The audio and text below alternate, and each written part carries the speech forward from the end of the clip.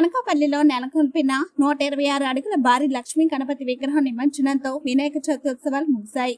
దేశంలోనే అతిపెద్ద మట్టి విగ్రహంగా పేరొందిన ఈ వినాయకుడి నిమజ్జనాన్ని తిలకించేందుకు భక్తులు భారీ సంఖ్యలో తరలి వచ్చారు. అద్భుతమైన తయారీ శ్రీ సంపత్ వినాయకోత్సవ కమిటీ ఆధ్వర్యంలో అనకాపల్లి ఎన్టీఆర్ క్రీడా మైదానంలో ఈ భారీ విగ్రహాన్ని ప్రతిష్ఠించారు.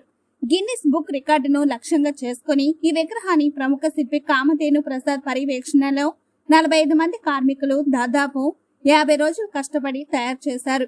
దీనికోసం దాదాపు 10 టన్నుల బంకమట్టిని ఉపయోగించారు. భక్తుల సందడి.